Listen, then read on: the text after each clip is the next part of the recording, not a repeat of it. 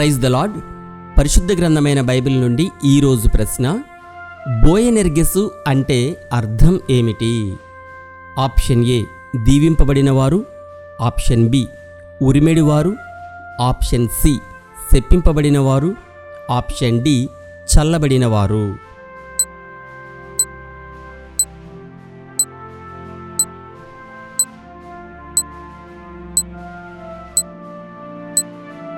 సరి అయిన జవాబు ఉరిమెడివారు. జబదయి కుమారుడగు యాకోబు, అతని సహోదరుడగు యోహాను, వీరిద్దరికీ ఆయన బోయనెర్గెస్ అని పేరు పెట్టెను. బోయనెర్గెస్సు అనగా ఉరిమెడివారని అర్థము.